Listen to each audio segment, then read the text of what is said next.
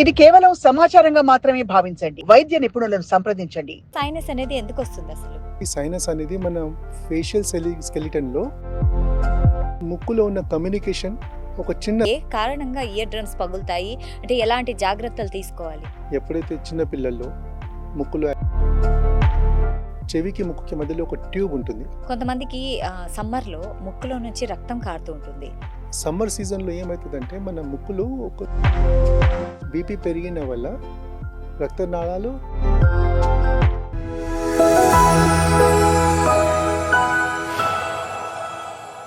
నమస్తే, welcome to Sakshi life. This is Shahida. ఈ మధ్య కాలంలో చెవికి ముక్కుకు సంబంధించిన చాలా సమస్యలు మనకి వస్తున్నాయి. ముఖ్యంగా చూసుకుంటే సైనస్ సమస్య చిన్నపిల్లల నుంచి పెద్దవాళ్ళ వరకు కూడా ఉంది. అయితే ఇప్పుడు జనరల్గా పెద్దవారిలో కానీ చిన్నపిల్లల్లో కానీ వచ్చే ఈ చెవి ముక్కు సంబంధిత వ్యాధుల గురించి, వాటి లక్షణాలు ఎలా ఉంటాయి, వాటి నివారణ ఎలా ఉంది అనే విషయాలు ఈరోజు మనం తెలుసుకుందాం.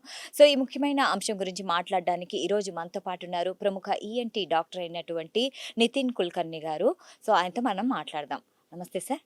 నమస్కారం మేడం. సార్, ఈ మధ్య చూసుకుంటే చెవి అండ్ ముక్కు సమస్యలు చాలా మందికి వస్తూనే ఉన్నాయి ఫ్రీక్వెంట్గా. అండ్ చిన్న పిల్లల్లోనే కాదు, పెద్దవాళ్ళలో అందరిలో వస్తున్నాయి.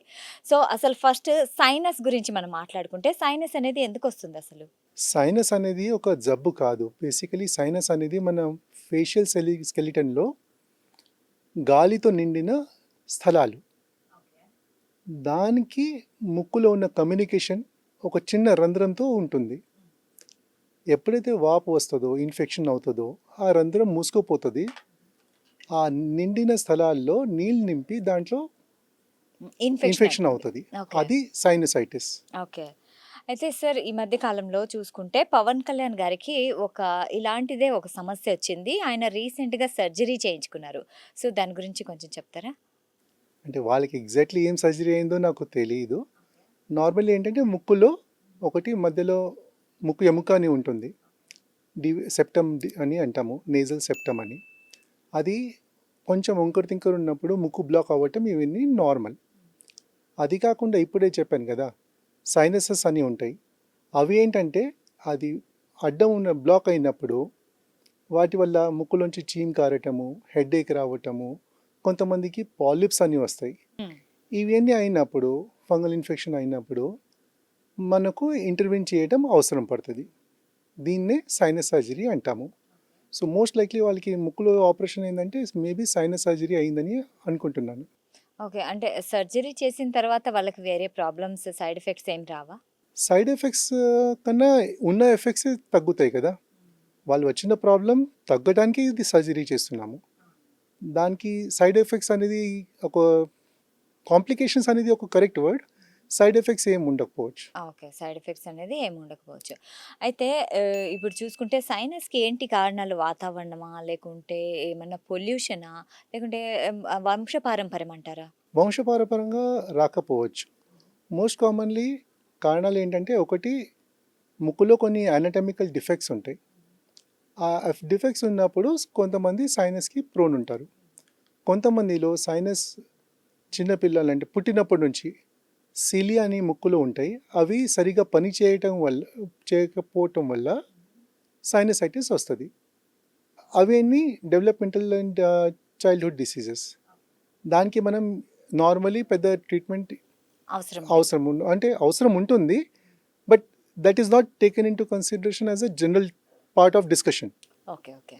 మనం రెగ్యులర్లీ మాట్లాడేది ఏంటంటే, ముక్కులో ఉన్న సైనసెస్కి బ్లాక్ అయ్యి దాంట్లో సైనస్ నింపి మేబీ ఫంగల్ ఇన్ఫెక్షన్ వచ్చిన వల్ల, పాలిప్స్ వచ్చిన వల్ల, దాని గురించి మనం ఇన్ జనరల్ మాట్లాడతామన్నమాట. సో ఫంగల్ ఇన్ఫెక్షన్ ఉన్నప్పుడు, సైనస్లో పాలిప్ ఉన్నప్పుడు ఇవన్నీ మేము సర్జరీలో ట్రీట్ చేస్తారు. సో ఒక్కసారి సర్జరీ చేసిన తర్వాత మళ్ళీ ఆ వ్యక్తికి మళ్ళీ అది రిపీట్ అయ్యి మళ్ళీ వచ్చిన ఛాన్సెస్ ఉంటాయా? అలర్జీ ఉందనుకోండి, ఎవరికైనా అలర్జీ, పాలిప్స్ వచ్చేవి కారణాల్లో కారణం అలర్జీ ఉందనుకోండి, ఆ అలర్జీ ఉన్నంత వరకు మీకు పాలిప్స్ వస్తూనే ఉంటాయి. సో మన పని పాలిప్స్ని ఫిజికలీ అబ్స్ట్రక్ట్ చేయకుండా తీయటం మన పని. దాని తర్వాత మెడికల్ లైన్ ఆఫ్ ట్రీట్మెంటే మెయిన్ స్టే. పాలిప్స్కి ఓన్లీ సర్జరీ అనేది ఏం ఉండదు. Surgery is the initial treatment, just because దానివల్ల మనకు మందు అక్కడ లోపల దాకా వెళ్ళటానికి ఛాన్స్ ఉంటుంది. అది చేసే ట్రీట్మెంట్. ఇంకా చెవి గురించి మనం తీసుకుంటే చాలా మంది హెడ్ ఫోన్స్ పెట్టుకొని వింటుంటారు, పెద్ద పెద్ద సౌండ్స్ పెట్టుకొని వింటూ ఉంటారు. సో కొద్దిసేపటికి వాళ్ళకి అంటే ఒక రకమైన సౌండ్ వస్తూ ఉంటుంది చెవుల్లో.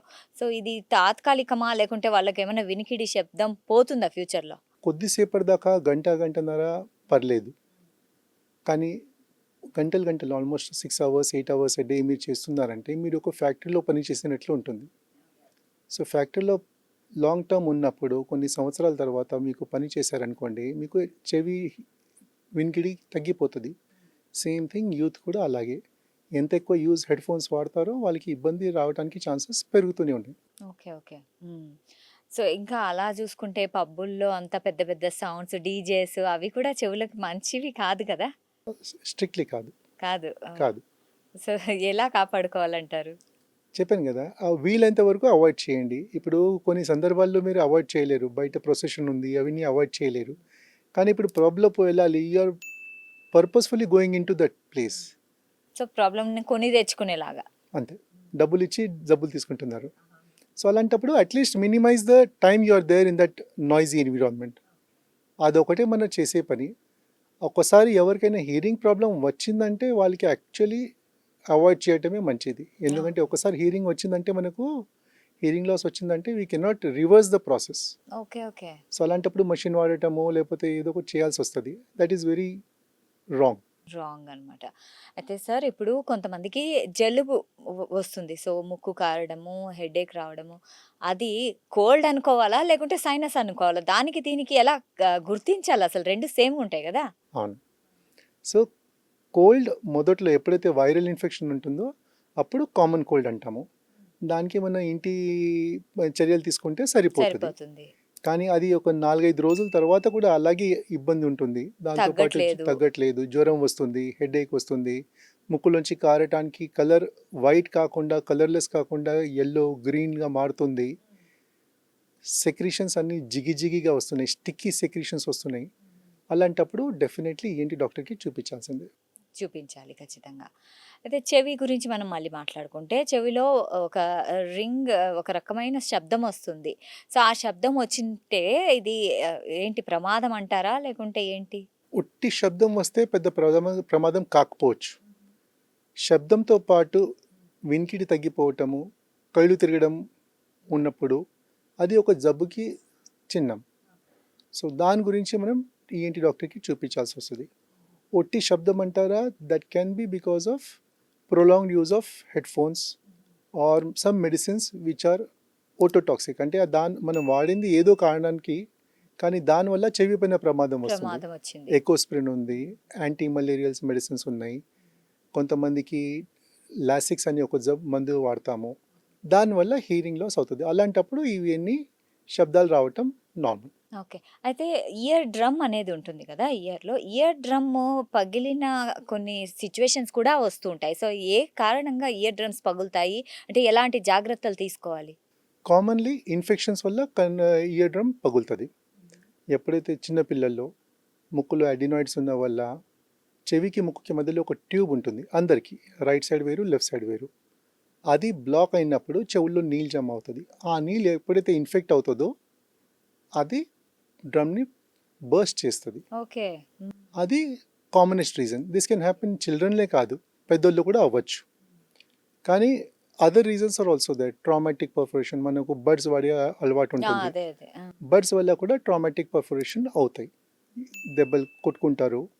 These are the reasons why we have traumatic perforation. Okay. అంటే చిన్న ఇన్ఫెక్షన్ వచ్చినా కూడా అది ఇయర్ డ్రమ్ పగులే ఛాన్సెస్ ఉన్నాయి. Potentially yes. అవును. అంటే చెవిలో కొంతమంది ఆయిల్ అలాంటివి వేస్తూ ఉంటారు, అది ఎంతవరకు కరెక్ట్ అంటారు? కరెక్ట్ కాదు, ఇప్పటిదాకా నడిచింది, కానీ ఇప్పుడు తెలిసిన తర్వాత కూడా చేయటం కరెక్ట్ కాదు. ఏమవుతుంది ఆయిల్ వేస్తే? అందరు అనుకుంటారు కన్నబెరి నార్మల్ అని, 90% అదే ఉంటుంది. కానీ ఎవరికైతే రంధ్రం ఉందో వాళ్ళకి ఆయిల్ పోస్తే చెవిలో విపరీతమైన మంట, నొప్పి మొదలవుతుంది. లోపల చిన్న చిన్న ఎముకలు ఉంటాయి, 2-3 మిల్లీమీటర్స్ ఎముకలు ఉంటాయి, అవి మీకు డ్యామేజ్ అయ్యే ఛాన్సెస్ ఉంటాయి. అందుకోసం చేయకూడదు. ఓకే. అందుకోసం ఆయిల్ అనేది ఎటువంటి ఆయిల్ అయినా వేయకూడదు. ఎటువంటి ఆయిల్ అంటే వేయకూడదు. ఆయుర్వేదంలో అలా ఆయిల్స్ వేస్తూ ఉంటారు కదా, ఆయుర్వేదం కన్నబెరి ఉన్నంత వరకు నో ప్రాబ్లం. ఆ, కానీ కన్నెబెర్రీ ఉందా లేదా ఎలా తెలుసు? ఎవరైనా చెప్తేనే కదా. Okay okay. సో స్పెషల్లీ ఎవరికైనా చెవులోంచి చీమ్ కారుతుంది, లేకపోతే ఎప్పుడైతే చిన్నప్పటి నుంచి ప్రాబ్లం ఉందని తెలుసు, వాళ్ళు మాత్రం వేసుకోకూడదు. Okay okay. అది మాత్రం వాళ్ళకి కంపల్సరీ. కొంతమందికి సమ్మర్లో ముక్కులో నుంచి రక్తం కారుతూ ఉంటుంది. ఏంటి రీజన్ ఏంటి అసలు? ఎండ సమ్మర్ సీజన్లో ఏమవుతుందంటే మన ముక్కులో ఒక సెక్రిషన్ నడుస్తూనే ఉంటుంది. ఆ సెక్రిషన్ గాలి తగిలి తగిలి పక్కుల్లాగా ఫామ్ అవుతుంది. పిల్లలు ఆ పక్కుల్ని తీయడానికి ప్రయత్నం చేస్తారు. వాళ్ళకి తెలియదు ఎంత ప్రెషర్ పెట్టాలో ఏం చేయాలో. సో వాళ్ళు ఏం గట్టిగా ప్రెషర్ చేశారనుకోండి, అక్కడ కింద గాయం అవుతుంది. గాయమైనప్పుడు బ్లీడింగ్ అవుతుంది. కొంతమంది అలవాటు వల్ల, పిల్లలు కాదు పెద్దోళ్ళు, ముక్కులో వేలు పెట్టి అలవాటు ఉంటుంది, గోడు తగిలినా ఏదైనా అయినా అది బ్లీడింగ్ సెన్సిటివ్ స్కిన్ కాబట్టి అది బ్లీడ్ అవ్వచ్చు. బ్లీడ్ అవుతుంది. ఓకే. మీరు ముక్కులో గట్టిగా కానీ చేసే అవుతుంది. వితౌట్ అంటే ఏ మాత్రం దాన్ని టచ్ చేయకున్నా కూడా ఉన్నట్లుంచి ముక్కులోంచి బ్లడ్ కారిపోతుంటుంది. ఏంటి దానికి అది రీజన్? అడల్ట్స్లో commonly because of hypertension. BP పెరిగిన వల్ల రక్తనాళాలు బెదిరిపోతాయి, అవి ఆ ప్రెషర్ తట్టుకోలేవు, ఓకే ఓకే. అందుకోసం కారుతుంది. సో సో అలాంటప్పుడు వెంటనే మీరు చేయాల్సిన పని ఏంటంటే ముక్కు 2 వేలతో ముట్టుకొని బ్లాక్ చేయాలి, గాలి నోట్లోంచి తీసుకోవాలి. ఈ 15 నిమిషాల దాకా గాలి ఇలా ముక్కు ముట్టుకొని క్లోజ్ చేసి పెడితే, దాంతో ఆ 15 మినిట్స్లో మీకు ఎవరినైనా పిలవడానికి కానీ వెహికల్ తీయడానికి కానీ టైం పడుతుంది. మెజారిటీ ఆఫ్ ద టైమ్స్ ఈ చర్య తీసుకుంటే ముక్కులోంచి బ్లీడింగ్ ఆగిపోతుంది. వెరీ రేర్లీ ఇప్పుడు బీపీ అలాగే పెరిగి ఉంది, లేకపోతే ఎవరైతే కొంతమంది పెద్దోళ్ళు ఎకోస్ప్రిన్ అనే ఒక టాబ్లెట్ ఉంటుంది రక్తం పల్స్ చేయడానికి, రైట్. క్లాట్ అవ్వకుండా చూసుకోవడానికి, వాళ్ళకి ఆ బ్లీడింగ్ ఆగదు. అలాంటప్పుడు మీరు వెంటనే హాస్పిటల్ రావాల్సిందే. ఓకే. అంటే ఇంకా బ్లీడింగ్ ఆగలేదు, ఒక 2-3 చుక్కల తర్వాత కూడా ఆగలేదంటే ఇమ్మీడియట్లీ డాక్టర్ దగ్గరికి 2-3 వెళ్ళాల్సిందే. మినిట్స్ తర్వాత కూడా మీరు ప్రెషర్ పెట్టారు అయినా ఆ. 2-3 మినిట్స్ తర్వాత కూడా ఆగట్లేదు ఉమ్.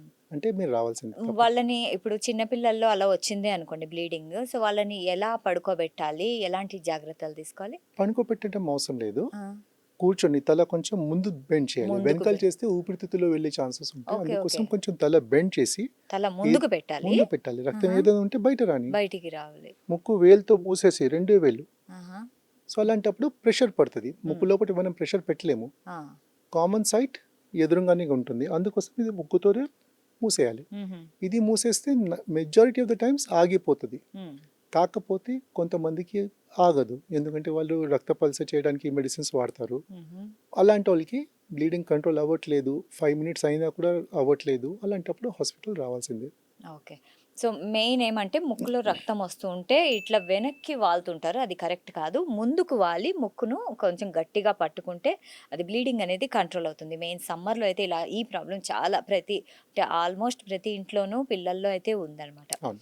సో ఇప్పుడు గొంతు గురించి మనం చూసుకుంటే చాలా మందికి గొంతు గరగర కంటిన్యూస్ వస్తూనే ఉంటుంది, అది ఏదో అడ్డం పడినట్లే ఉంటుంది. సో ఎందుకు ఇలా అవుతుంది? ఇప్పుడున్న కరెంట్ సినారియో, లైఫ్ స్టైల్ సినారియోలో ఇన్ఫెక్షన్ ఒక కారణం, అది కాకుండా యాసిడ్ రిఫ్లక్స్, కొంతమందికి సైనస్, ముక్కు వెనకాల నుంచి గొంతులో కనెక్షన్ ఉంటుంది, ఆ సైనస్ సెక్రీషన్స్ గొంతులో వచ్చి గొంతుకి ఇరిటేట్ చేస్తాయి, అందుకోసం గరగర అవుతుంది. కొంతమందికి యాసిడ్ రిఫ్లక్స్ అయిన వల్ల వాళ్ళు సరిగా తినటం టైంకి తినకపోతే, టైంకి పండుకోకపోతే, tobacco in any form, smoking కానీ తినటం కానీ ఇది చేస్తే వాళ్ళకి ఆల్కహాల్ ఉంది, సబ్స్టెన్స్ అబ్యూస్ అంటాము. సో ఇవన్నిటి వల్ల యాసిడ్ రిఫ్లక్స్ అవుతుంది. సో అలాంటప్పుడు ఈ గొంతు గరగర అవ్వటం, that is what is the symptom. Okay. అయితే సార్ ఇప్పుడు కొంతమందికి ఫ్లైట్లో వెళ్ళినప్పుడు చెవులు ఒక్కసారిగా మూసుకుపోయినట్లు అనే ఫీలింగ్ వస్తుందన్నమాట. సో ఎందుకు వస్తుంది అలాగా? ఫ్లైట్లో వెళ్ళినప్పుడు మనకి ఏమవుతుందంటే change in the air pressure అవుతుంది. అంటే మనం కింద ఉన్న ప్రెషర్ పైన ఉన్నప్పుడు ఉండదు, ఉండదు. తక్కువ ఉంటుంది. సో అలాంటప్పుడు చెవి లోపట గాలి ఉంటుంది, కన్నెబెరి లోపట, బయట కూడా సేమ్ ప్రెషర్, బయట లోపల కూడా సేమ్ ప్రెషర్ ఉండాలి. ఎప్పుడైతే మనం ఫ్లైట్లో వెళ్తామో కన్నెబెరి లోపట ఉన్న ప్రెషర్ ఎక్స్పాండ్ అవ్వడానికి ప్రయత్నం చేస్తుంది. Okay okay. సో అలాంటప్పుడు ఏమవుతుందంటే లోపట వాక్యూమ్ క్రియేట్ అయినప్పుడు మీకు విపరీతమైన నొప్పి చేస్తుంది. అందుకోసమే మీకు ఎయిర్ హోస్టెస్ కానీ ఎవరైతే ఉంటారో వాళ్ళు మీకు చాక్లెట్స్ ఇస్తారు, నీళ్ళు తాగమని చెప్తారు. This is all because there is a baro trauma. చెవిలో ఒక చిన్న వాక్యూమ్ క్రియేట్ అవుతుంది, ఓకే. ఆ వాక్యూమ్ రిలీజ్ చేయలేక మనకు నొప్పి అవుతుంది. రిలీజ్ చేయాలంటే ఏం చేయాలి? ఒకటి, ఏదైనా నీళ్ళు కానీ Hmm. Any drink Hmm. Keep on sipping. Okay. Chocolates suck చేస్తూ ఉండండి, చాక్లెట్స్ కానీ లాలీపాప్ కానీ. ఏమీ దొరకకపోతే నోరు తెరిచి ఆవిరించాలి, ఓహో. Yawning. ఓకే. యానింగ్ చేయాలి. యానింగ్. Hmm. అప్పుడు ఏమవుతుందంటే నోరు తెరిచినప్పుడు ఆ చెవికి ముక్కుకి మధ్యలో ఉన్న ట్యూబ్ తెరుస్తుంది. Hmm. ఆ ట్యూబ్ తెరిచినప్పుడు యాన్ చేసినప్పుడు ప్రెషర్తో గాలి మనం ఆ ట్యూబ్ లోపలికి పంపించినట్లు ఉంటుంది. రైట్. సో అందుకోసం రిలీజ్ అయ్యే ఛాన్స్ ఉంది. యాక్చువల్లీ ఇది చాలా మందికి తెలియదు. అయితే ఎందుకు అంటే చెవులు ఒక రకంగా మూసుకుపోయినట్లు ఫీలింగ్ వస్తుంది. సో అందుకే ఎయిర్ హోస్టెస్ చాక్లెట్స్ ఇస్తారనమాట. సో దానికి కూడా ఒక కారణం ఉంది. సో ఫ్లైట్‌లో చాక్లెట్స్ తింటే మనకి ఆ చెవులు మూతపడే ఆ ఛాన్సెస్ అనేటివి ఉండవు. కొంచెం ఏదైనా వాటర్ కూడా సిప్ చేస్తూ ఉండాలి. సో చాలా బాగా చెప్పారు సార్. సో అయితే సార్ ఇప్పుడు చెవిలో కొంతమందికి నీళ్లు వెళ్ళిపోయిన తర్వాత వినికిడి అనేది కొంచెం తగ్గిపోతుంది. మనకు వినిపించదు. సో ఇది సాధారణమా? లేకుంటే ఇమ్మీడియేట్‌లీ డాక్టర్ దగ్గరికెళ్ళాలా? చెవిలో నీళ్ళు వెళ్ళినప్పుడు వినిపించకపోవటం కొంతమందికి నార్మల్. హ్మ్. ఎందుకంటే గులిమి ఉన్న పనుల వల్ల హ్మ్. ఆ గులిమి ఉబ్బిపోతుంది. హ్మ్. ఉబ్బిపోయినప్పుడు చెవి బ్లాక్ అవుతుంది. ఓకే. ఎస్పెషల్లీ ఇప్పుడు ఈ సమ్మర్ సీజన్లో స్విమ్మింగ్కి వెళ్తారు. హ్మ్. సో గులిమి ఉన్న వాళ్ళకి ఏమవుతుందంటే గులిమి నీళ్ళు తగిలి ఉబ్బిపోతుంది. హ్మ్. సో అందుకోసం మూసుకుపోతుంది. కొంతమందికి ఆ నీళ్ళు ఉన్న ఫంగస్ వల్ల ఫంగల్ ఇన్ఫెక్షన్స్ వస్తాయి. So okay. These are the commonest reasons. ఒట్టి రెగ్యులర్లీ మనం స్నానం చేసేటప్పుడు చెవులో నీళ్ళు వెళ్ళినా బయట వచ్చేస్తాయి అదంతది. ఓకే. అయితే కొంతమందికి రాత్రిళ్ళు గురక ఎక్కువ పెడుతూ ఉంటారు. సో దానికి రీజన్ ఏంటి? ఇంకా దాన్ని మనం ఎలా అంటే నివారించవచ్చంటారు? అంటే ముక్కులోంచి గాలి సరిగా ఆడకపోతే హ్మ్. మన బాడీ అడ్జస్ట్ చేయడానికి ప్రయత్నం చేస్తుంది. ఆ అడ్జస్ట్ చేసేటప్పుడు కొంచెం నోట్లోంచి గాలి వెళ్తుంది. హుహు. సో సగం గాలి ముక్కులోంచి, సగం గాలి నోట్లోంచి వెళ్ళేటప్పుడు కొండనాలిక మధ్యలో ఇరుక్కుంటుంది. ఓకే. ఓకే. సో అది విపరీతంగా that creates a Flutter, okay. అంటే కొట్టుకుంటుంది అనమాట. అందుకోసం అది సప్పుడు చేస్తుంది. అదే మన గురక. ఓకే. దాని అర్థం మనం సరిగా ఒకటి ముక్కులో అయితే ప్రాబ్లం ఉండాలి, హుహు. లేకపోతే మన ఒబెసిటీ హ్మ్. చాలా significant cause. Almost 30-40% of the times ఒబేస్లోనే గురక ఉంటుంది. హుహుహు. మిగతా 30% ఏమో థైరాయిడ్ ప్రాబ్లం వల్ల, 20-30% is because of the nose problems. Okay. కొంతమందికి నిద్ర లేవగానే పొద్దున్నే వాళ్ళ గొంతు డ్రైగా అయిపోతుంది. సో అది ఏంటి? ఏసీ వల్లనా? వాతావరణం వల్లనా? లేకుంటే మనకేమైనా ప్రాబ్లమ్ ఉన్నట్లా? కాదు, వాళ్ళు ముక్కులోంచి గాలి తీసుకోకుండా నోరు తెరిచి గాలి ఆ! తీసుకుంటున్నారు, ఓకే. దానివల్ల అవుతుంది. దానివల్ల అవుతుంది. సో మోస్ట్ లైక్లీ వాళ్ళకి ఏదైనా ముక్కు ప్రాబ్లమో లేకపోతే ముక్కు వెనకాల అడినాయిడ్స్ ఉన్న వల్లనో హ్మ్. గాలి నోట్లోంచి తీసుకున్నప్పుడు ఇలా ప్రాబ్లమ్స్ అవుతాయి. వాళ్ళకి ఈఎన్టీ డాక్టర్ చూపిస్తే సరిపోతుంది. ఓకే. కొంతమందికి చెవిలో ఎక్కువగా ఇచ్చింగ్ అనేది వస్తూ ఉంటుంది. ఊరికే ఇచ్చింగ్ వస్తుంది. వాళ్ళు ఇయర్ బడ్స్ వాడుతూ ఉంటారు. ఇది సాధారణమా? లేకుంటే ఇది కూడా ఏదైనా సమస్యనా? మెజారిటీ ఆఫ్ ద టైమ్స్ పెద్ద ప్రాబ్లం కాదు. హుహు. కానీ కొంతమందికి ఫంగల్ ఇన్ఫెక్షన్ ఉన్న వల్ల, కొంతమందికి చాలా ఎక్కువ డ్రై స్కిన్, హ్మ్. అంటే మనం బడ్స్ ఎక్కువ వాడిన వల్ల చెవిలో ఉన్న మాయిశ్చర్ తగ్గిపోతుంది. ఓకే. అందువల్ల కూడా ఇచ్చింగ్ వస్తుంది. ఓకే. అయితే ఈ మధ్య కాలంలో మొబైల్ ఎక్కువ వాడుతున్నారు కదా! సో మొబైల్ ఎక్కువ వాడడం వల్ల కూడా ప్రాబ్లమ్ వస్తుందా ఇయర్‌కి? మొబైలే కాదు, ఏదైనా ఎక్కువ వాడితే ప్రాబ్లం అవుతుంది. ఓకే. సో ఇప్పుడు మొబైల్ వీలైనంత వరకు ఒక కమ్యూనికేషన్ డివైస్ లాగా వాడితే మంచిది. హ్మ్. దాన్ని అదొకటే మన మార్గం జీవితం అన్నట్లు. మిగతాంతా ఏం లేదు అంటే కష్టం. యాజ్ ఇఫ్ యూ కొంచెం సేపే వాడారంటే అనుకోండి పర్లేదు. బట్ అవర్స్ టుగెదర్ మాట్లాడతారు. ఇప్పుడు కాల్ ఎగ్జిక్యూటివ్స్ ఉంటారు, హ్మ్. వాళ్ళు సో వాళ్ళ మాట్లాడతారు. జాబే అది కాబట్టి వాళ్ళకి చాయిస్ లేదు. అలాంటప్పుడు స్పీకర్, వీలైనంత వరకు స్పీకర్ వాడండి, స్పీకర్ వాడాలి. ఇయర్ బడ్స్ ఏమంటారు?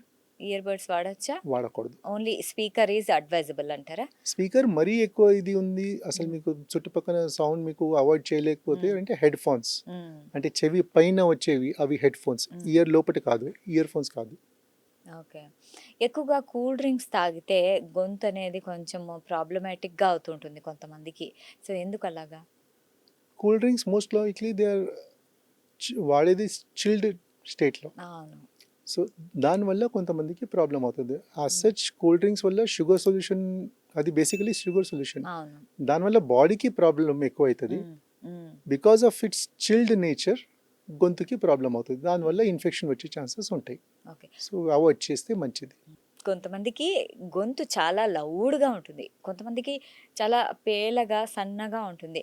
సో, ఏంటిది వోకల్ కార్డ్స్ వల్లనా? అంటే ఇంప్రూవ్ చేసుకోవాలనుకోండి వాయిస్ ఓవర్ ఆర్టిస్ట్‌లు వాళ్ళు తమ గొంతుని ఇంకా లౌడ్‌గా చేసుకోవాలంటే ఏం చేయాలి? స్పెషల్లీ ప్రొఫెషనల్ వాయిస్ యూజర్స్ వాళ్ళైతే they have to take professional help. Voice modulations అవన్నీ ఉంటాయి, వాళ్ళు నేర్పిస్తారు, స్పీచ్ థెరపీతో నేర్చుకోవచ్చు. కానీ రొటీన్ జనాలు ఇప్పుడు టీచర్స్ అనుకోండి, బయట హాకర్స్ ఉన్నారు, లేకపోతే ఎవరైతే ఎక్కువ మన గొంతు పైననే డిపెండ్ ఉంటారు, వాళ్ళకి ఏమవుతుందంటే మీరు ఎంత ఎక్కువ గొంతు గట్టిగా మాట్లాడడానికి ప్రయత్నం చేస్తారో బాడీ అంతే రియాక్ట్ చేస్తుంది.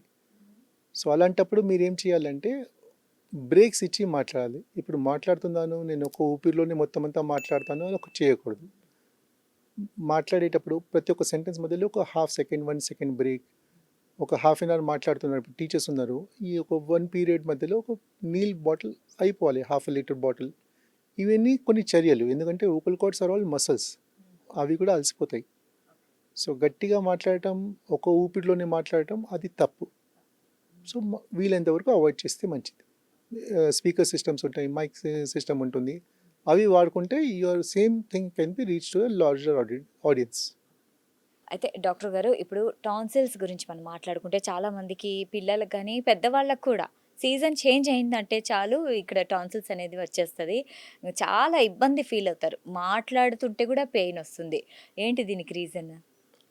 కామన్లీ టాన్సిల్ ఇన్ఫెక్షన్ ఏదైనా తప్పు తింటేనే వస్తుంది. మన బాడీ ప్రతి ఒక్క ముద్ద మనం తినేటప్పుడు కెమికల్ అనాలిసిస్ చేస్తుంది. అనలైజ్ చేసినప్పుడు మనం ఏమైనా తప్పు చేసామనుకోండి, బాడీ దానికి కాపాడుకోవడానికి మనకు తినడానికి ఇవ్వదు. ఇది టాన్సిల్స్ వాచిపోవటం, అంటే మనకు నీరు కూడా మింగడం కష్టము, ఉమ్ము మింగడం కష్టము, అవును. ఇవన్నీ ఎందుకు అవుతాయి? బాడీ అవాయిడ్ చేస్తుంది, మీరు తప్పు తింటున్నారు, తినకూడదని. ఓకే. ఇప్పుడు టాన్సిల్లో నోరంతా ఒక మల్టిపుల్ బ్యాక్టీరియా ఉంటాయి నార్మల్లీ. ఎంత బ్రష్ చేసినా ఇది చేసినా టాన్సిల్ గొంతులో టాన్సిల్ బ్యాక్టీరియా ఇన్ఫెక్షన్ ఉంటాయి. అవి ఇబ్బంది చేయవు. ఎప్పుడు ఇబ్బంది చేస్తాయి? ఎప్పుడైతే మనము ఇమ్యూనో కాంప్రమైజ్ అవుతామో, లేకపోతే డయాబెటీస్ అవుతామో, వాళ్ళకి ఒక అవకాశం అనమాట. సో నార్మల్ టిష్యూని ఇన్వైట్ చేయడానికి. సో మనం ఎప్పుడైతే చల్లటి నీళ్ళు తీసుకుంటామో, లేకపోతే కూల్ డ్రింక్స్ ఎక్కువ తీసుకుంటామో, ఆ ఏరియా అంతా నంబ్ అయిపోతుంది, బ్యాక్టీరియాకి ఒక ఛాన్స్, ఆహ్వానం అనమాట. సో అందువల్ల టాన్సిల్స్ అవుతాయి. So tonsil is a protective mechanism. కాకపోతే ఓవర్ ప్రొటెక్షన్ చేసిన వల్ల కూడా మనకు ఇబ్బంది ఎక్కువ అవుతుంది. ఓకే. సో టాన్సిల్స్ తీయించుకుంటూ ఉంటారు కదా, సో అది కరెక్టేనా? అవును. ఇప్పుడు తీసేయచ్చా? అది ఇబ్బంది పెడుతుంది. 4-5 నెలల్లో మీరు 4-5 సార్లు యాంటీబయాటిక్స్ వాడుతున్నారు, లేకపోతే కొంతమందికి ఒక స్ట్రెప్టోకోకల్ ఇన్ఫెక్షన్ అని ఉంటుంది, అది ఒకవేళ టాన్సిల్లో డిటెక్ట్ అయిందనుకోండి, ఆ టాన్సిల్కి పెద్ద ప్రాబ్లం కాదు. ఆ బ్యాక్టీరియా వల్ల వచ్చే ఆ టాక్సిన్, అంటే ఒక విష పదార్థం, అది గుండెకి, కీళ్ళకి, joints and heart, rheumatic fever అని ఒకటి వస్తుంది, రుమాటిక్ హార్ట్ డిసీజ్ అవుతుంది, కిడ్నీకి ఎఫెక్ట్ చేస్తుంది, ఇవన్నీ ప్రమాదం. అందుకోసం టాన్సిల్ తీయాల్సిందే. ఓకే. దానికి అంత పెద్ద రిలేటెడ్ ఉందన్నమాట. ఓకే. అంటే మామూలుగా ఏమనుకుంటామంటే అది న్యాచురల్ ఆర్గాన్ కదా, అది కూడా ఒక అవును. చిన్నదైనా కూడా దాన్ని తీసేస్తే అంత మంచిది కాదేమో అనేసి అనుకుంటారు. టాన్సిల్ ఇంకా adenoid after say 6 to 8 years they stop being helpful to the body. Okay. They are counterproductive for the body in some people. Okay. So 2 to 3 years, 6 years వరకు yes, they help in immunity. Okay. అయితే చాలామంది చెవిలో మైనం ఉంటుంది గదా, అది ఉంటేనే వినికిడి బాగా వస్తుంది, అది తీసేస్తే వినికిడి ఉండదు అని అనుకుంటూ ఉంటారు. అది ఉంటే వెనికిడి తగ్గుతుంది. తగ్గుతుంది. కాబట్టి దాన్ని క్లీన్ చేయాలి. సో, దాన్ని సరే న్యాచురల్‌గా అది క్లీన్ అవుతుందా? లేకుంటే ఏదన్నా వాడాలా? న్యాచురల్లీ క్లీన్ అవుతుంది. సో, దానికి సెపరేట్‌గా ఏం వాడాల్సిన అవసరం చెవి ముట్టుకోకుండా ఉండండి, మీ చెవులు క్లీన్ ఉంటాయి. ఓకే. మీరు బడ్స్ పెట్టి తిప్పుతారు, ఏదైతే న్యాచురల్లీ బయట వస్తుందో అది లోపల తోసేస్తున్నారు, అందువల్ల అడ్డం పడుతుంది. ఓకే. అయితే చాలామంది బయట చల్లగాలికెళ్తే చాలు జలుబొచ్చేస్తుంది అంటారు. ఇది నిజమేనా? అంటే బయట చలికాలం ఉంటే చలి వచ్చేస్తుందా? అంటే మనం ఏమి చెవులకేం కప్పుకోకుంటే? అలా ఏం కాదు. మరి చెవులకి కప్పుకుంటూ ఉంటారు గదా, అది దేనికంటారు? చలి ఉంటే అంతా వెళ్ళేది ముక్కులోంచి నోట్లోంచే కదా, ఓకే. చెవులు ముచ్చుకొని ఏం చేస్తారు? ఓకే. సో అది మన నమ్మకాలు. ఉమ్. సో అందుకోసం చెవులు మూసుకోండి అని చెప్తారు. అంతేకాని దానివల్ల పెద్ద యూజ్ లేదు. యూజ్ లేదు కాదు. ఇప్పుడు కాశ్మీర్లో జనాలు ఉన్నారు, ఉమ్. కోల్డ్ కంట్రీస్లో జనాలు ఉన్నారు, వాళ్ళకి ఎందుకు కాదు? ఉమ్. అవును, వాళ్ళు ఓపెన్ ఇయరే ఉంటారు, వాళ్ళకి ఏం పెద్దగా అన్ని కప్పుకొనేమి ఉండరు. సో అవి మన పెద్దోళ్ళ నుంచి వచ్చిన నమ్మకాలు. ఇప్పుడు మీ ఇంట్లో ఉన్నప్పుడు పాటించండి. ఓకే. సో కొంతమంది cool drinks and ice creams తింటే జలుబు వచ్చేస్తుంది అనేసి పిల్లలకు కూడా పెట్టరు, వాళ్ళు కూడా తినరు. అలర్జీ అలర్జీ ఉంటే ఎస్ డెఫినెట్లీ. ఆహా. కొంతమందికి ఉమ్. పాల్లో ఉన్న ప్రోటీన్ వల్ల, ఉమ్. మనం ఐస్ క్రీమ్లో వాడే కెమికల్స్ వల్ల ఉమ్. అలర్జీ వస్తుంది. ఉమ్. సో అలాంటప్పుడు మీకు ఐస్ క్రీమ్ తిన్నప్పుడు ప్రాబ్లం అయిందంటే మీరు దాన్ని అవాయిడ్ చేయాల్సిందే, ఉమ్. తప్పదు. ఉమ్. కొంతమంది ఇప్పుడు లేదు తినాలి అంటే అట్లీస్ట్ ఫ్లేవర్ మార్చి చూడండి, ఉమ్. బ్రాండ్ మార్చి చూడండి. అప్పుడు కూడా ప్రాబ్లం అవుతుందంటే ప్లీజ్ వాడకండి. ఓకే, అంటే ఐస్ క్రీమ్ తిన్న వెంటనే జలుబు వస్తుంది అంటే అది ఐస్ క్రీమ్ వల్ల అలర్జీ అవ్వచ్చు. ఒకవేళ మళ్ళీ మార్చి అంటే ఫ్లేవర్ మార్చి తింటే ఓకే అనిపిస్తే తినొచ్చు, లేకుంటే మానేయాలి. తినాలంటే ఆ, వారానికి ఒక కప్పు ఏదో అర్థమవుతుంది. ఆ, నేను రోజు. పొద్దున వద్దంతా ఒక టబ్ తింటానంటే అది కష్టం, అదే తప్పు. ఓకే, ఎనీథింగ్ ఎక్సెస్లో చేస్తే తప్పు. తప్పు. ఉమ్. ఐస్ క్రీమ్ తినాలి, ఉమ్. తినకూడదు అని లేదు. కాకపోతే ఇలా కాదు. అయితే ప్రజల్లో ఉండే అపోహల గురించి మనం మాట్లాడుకుంటే ముక్కులో నుంచి రక్తం వచ్చిందంటే వేడయిందని, బాడీలో వేడెక్కిపోయింది అనేసి అనుకుంటారు. అది కరెక్టా? నమ్మకాలు మీరు చెప్పినట్లు ఇది అపోహలు. అపోహే, అంతేకాని అంతేకాని వేడి చల్లటి ఏమి ఉండదు. ఉండదు. ఆ టైంలో ఏమవుతుందంటే మనం ఉమ్. రక్తం చూడంగానే కంగారు పడిపోతాం. ఉమ్. ఉమ్. సో బాడీలో ఒక ఆటోనామిక్ నర్వస్ సిస్టమ్ అని ఒకటి ఉంటుంది, ఉమ్. అది యాక్టివేట్ అవుతుంది. ఉమ్. సో అలాంటప్పుడు మనం కొంచెం వేడిగా అనిపించడం that's okay, that's perfectly normal. అంతేకాని వేడి వల్ల అవుతుందని ఏం లేదు. ఓకే. అయితే సార్, పవన్ కళ్యాణ్ గారికి చేసిన ఫంక్షనల్ ఎండోస్కోపిక్ సైనస్ సర్జరీ అనేది ఏదైతే ఉందో అది దేని వల్ల చేయించుకోవాల్సి వస్తుంది? ఒకవేళ చేయించుకోకుంటే ఎలాంటి ప్రాబ్లమ్స్ ఫేస్ చేయాలి? ఫంక్షనల్ ఎండోస్కోపిక్ సైనస్ సర్జరీ అనేది ఉమ్. ఎప్పుడైతే సైనస్ సర్జరీ సైనసైటిస్ అవుతుందో ఉమ్. దానికి వాడాల్సిన మందుల వల్ల మీకు రెస్పాన్స్ లేదు ఉంటుందో అలాంటప్పుడు సర్జరీ చెప్తాము. ఓకే. వీటికి కారణాలు మోస్ట్ కామన్లీ ఏంటంటే ఫంగల్ ఇన్ఫెక్షన్ అయింది, పాలిప్స్ ఉన్నాయి, మందులు వాడినా తగ్గట్లేదు, లేకపోతే కొన్ని ముక్కు లోపల అనాటమికల్ అబ్నార్మాలిటీస్ ఉన్నాయి, దానివల్ల మీకు ఇబ్బంది అవుతుంది. సో ఫంగల్ ఇన్ఫెక్షన్ లేకపోతే ఏదైనా ఇన్ఫెక్షన్ దానివల్ల తగ్గట్లేదు, ఉమ్. అలాంటప్పుడు సర్జరీ చేయటం అవసరం పడుతుంది. ఉమ్. సర్జరీ చేయకపోతే ఏంటి, ఒకవేళ మందులు వాడినా రెస్పాన్స్ లేదు, ఉమ్. అలాంటప్పుడు సైనస్కి కాంప్లికేషన్స్ కూడా అవుతాయి. అంటే ఓకే. కంటికి ఇబ్బంది అవ్వచ్చు, బ్రెయిన్లో ఇబ్బంది వెళ్ళచ్చు. ఓకే. సో కంట్లో అంటే ఆ బ్లాకేజ్ అనేది కంటిన్యూ అవుతుంది. సైనసెస్ అనేవి ఒట్టి ఐ మీన్ చిన్న చిన్న ఎముకల్లో ఇన్ఫెక్షన్ అయింది. ఉమ్. సో ఇన్ఫెక్షన్ ఎప్పుడైతే ఉంటుందో అది పెరగడానికి చూస్తుంది. ఉమ్. సో ఉన్న కంపార్ట్మెంట్ కాకుండా పక్క కంపార్ట్మెంట్లో వెళ్ళడానికి వెళ్తుంది. ఉమ్. సో సైనసెస్ చుట్టూరా ఏముంది, ఒకటి కన్ను, ఉమ్. పైన బ్రెయిన్. బ్రెయిన్. సో ఆ సో రెండు డ్యామేజ్ అయ్యే ఛాన్సెస్ ఉన్నాయి. ఛాన్సెస్ ఉంటాయి. ఉమ్. సో కంట్లో కూడా కొంతమందికి ఒట్టి ఇన్ఫెక్షన్ రావటము, కన్ను ఉబ్బిపోవటము, నీళ్లు కొంత రావడం ఊరికనే. ఒట్టి నీళ్ళు రావటము, మ్మ్. కొంతమందికి చూపు తగ్గిపోవటము, ఉమ్. డబుల్ విజన్ కనిపించటము, మ్మ్. ఇవన్నీ ఉంటాయి. ఓకే. బ్రెయిన్లో వెళ్ళామనుకోండి, సో బ్రెయిన్లో కూడా ఇన్ఫెక్షన్ అయ్యిందంటే కొన్నిసార్లు ప్రాణాపాయం కూడా అవ్వచ్చు. ఓకే. అయితే డాక్టర్ గారు, ఇప్పుడు గొంతు క్యాన్సర్ అనేది కూడా మనం వింటున్నాం కదా, దానికి కారణాలు ఏంటి? అంటే దానికి ఎలాంటి లక్షణాలు వస్తాయి? మనం ఏం చేయకూడదు దానికి? గొంతు ఏదైనా ఒకటి మనం ఎక్కడి నుంచైనా ఏదైనా తింటాము, తాగుతాము. సో ఎప్పుడైతే మనం రెగ్యులర్ ఫుడ్ కాకుండా ఎక్కువ సార్లు బార్బెక్యూ ఫుడ్ తింటాము, మ్హూ. లేకపోతే మన పళ్ళు చాలా ఎక్కువ షార్ప్ ఉంటాయి, మ్మ్. లేకపోతే మనము సబ్స్టెన్స్ అబ్యూస్ అంటే మందు కానీ, ఆల్కహాల్ కానీ, మ్హూ. టొబాకో కానీ, as in smoking hmm. Are as a quid, మ్మ్. అంటే నోట్లో టొబాకో విత్ లైమ్ మ్హూ. నోట్లో పెట్టుకుంటారు జనాలు. అవును. వీటి వల్ల గొంతులో ఉన్న మ్యూకోజా ఉబ్బిపోతుంది, ఒక రియాక్షన్ ఇస్తుంది. మ్హూ. అలాగే కంటిన్యూ చేసామనుకోండి, బాడీ కూడా తట్టుకున్నంత వరకు తట్టుకుంటుంది, దాని తర్వాత ఒక రియాక్షన్ ఇస్తుంది. ఓకే. ఓకే. ఆ రియాక్షన్ అనేది మనకు కొన్ని సంవత్సరాల వరకు టైం ఇస్తుంది, మ్మ్. కానీ ఒకసారి ఆ టైం దాటిందంటే మాత్రం క్యాన్సర్ లాగా మారిపోతుంది, ఓ. ఆ. Including sharp teeth. Okay. Sharp teeth కూడా అంత ప్రమాదకరం ప్రమాదం అనమాట. సో, ఒకవేళ షార్ప్ టీత్ ఉంటే ఏం చేయాలి మరి? షార్ప్ టీత్కి డెంటిస్ట్ దగ్గర వెళ్ళి దానికి గ్రైండ్ చేసుకుంటారు. గ్రైండ్ చేసుకోవాలి. అవి ఇనిషియల్లో అంటే పక్కన ఏదో పుండు కాకూడదు ఇవి ఏమి ఉండదు, లేకపోతే షార్ప్ టీత్ అంటే గ్రైండ్ చేస్తే సరిపోతుంది. ఓకే. కానీ అలాగే కంటిన్యూ అయ్యారనుకోండి, అది ప్రతిసారి ఆ నాలుక కానీ ఆ చీక్ మ్యూకోజాకి కానీ ఇరిటేట్ చేస్తూనే ఉంటుంది. దానివల్ల అక్కడ చేంజెస్ వచ్చి క్యాన్సర్ వచ్చే ఛాన్సెస్ ఉంటాయి.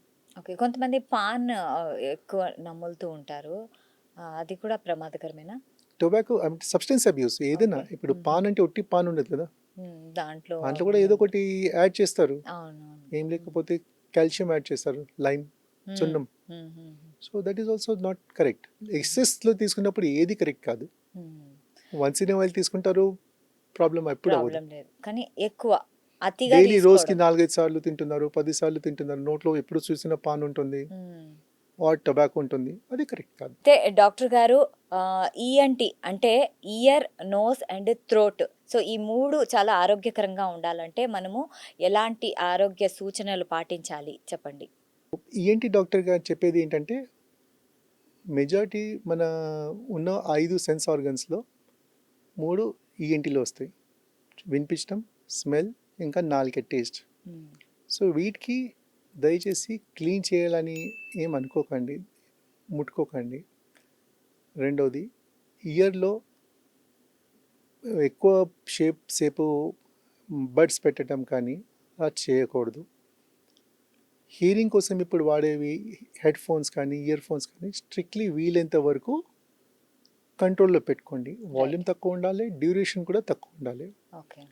ముక్కులో ఉన్న ప్రాబ్లమ్స్ అంటే జలుబు వచ్చినా 4-5 రోజుల్లో తగ్గుతుంది, పర్లేదు. వారాలు 2 నెలలు కంటిన్యూ అవుతుందంటే డెఫినెట్లీ ఈఎన్టీ డాక్టర్కి చూపించండి. అది ముక్కులో ఏం ప్రాబ్లం ఉందో వాళ్ళు చూసి డెఫినెట్లీ మీకు చెప్తారు. అవసరం పడితే ఇన్వెస్టిగేషన్స్ చేస్తారు. ఓకే. గొంతు ప్రాబ్లం అంటారా, routinely if you have a regular food, home made food, మీకు ప్రాబ్లం ఎప్పుడు కాదు. బయట food, especially barbecue, charcoal laden food, అవన్నీ కొంచెం అవాయిడ్ చేయండి. సబ్స్టెన్స్ అబ్యూస్, ఆల్కహాల్ వీలైనంత వరకు అవాయిడ్ చేయండి. సెకండ్, గొంతు గురించి, గొంతు అంటే వాయిస్ గురించి. వాయిస్ వాడేది కొంచెం కంట్రోల్లో వాడండి. గట్టిగా మాట్లాడటం అనేది కాదు ఇంపార్టెంట్, ఊపిరి బ్రేక్ ఇచ్చి మాట్లాడటం అది ఇంపార్టెంట్. ఇవి చేయండి, majority of the times problem రావు.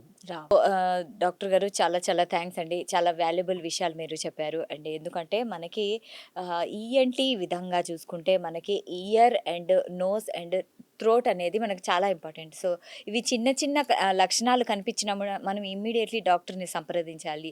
మీరు చెప్పినట్లు సో దీనికి ముందు నుంచే జాగ్రత్తలు తీసుకుంటూ ఉంటే మనకు పెద్ద పెద్ద ప్రమాదాలు అనేది మనం తప్పించుకోవచ్చు. సో చాలా చాలా thank you, me valuable time ఇచ్చారు. సో చూసారు కదా, సో ఈఎన్టీ అంటే ఇయర్, నోస్ అండ్ థ్రోట్ని ఆరోగ్యంగా ఉంచుకోవాలంటే ఈ లక్షణాలు ఇవంటే ఈ ఆరోగ్య సూత్రాలన్నీ పాటించాలి, ఆరోగ్యంగా ఉంటారనమాట. సో చూసారు కదా, ఇది ఇవాల్టి కార్యక్రమం. మరో కార్యక్రమంలో మళ్ళీ కలుద్దాం. అంటిల్ దెన్ కీప్ వాచింగ్ సాక్షి టీవీ.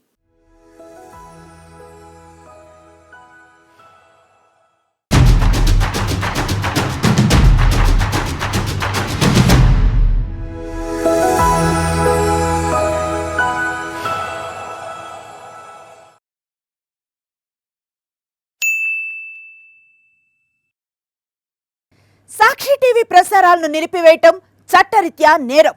సాక్షి టీవీ ప్రసారాల కోసం మీ స్థానిక కేబుల్ ఆపరేటర్ను వెంటనే సంప్రదించండి. DTHలో, ఇంటర్నెట్లో కూడా సాక్షి టీవీ ప్రసారాలను వీక్షించవచ్చు.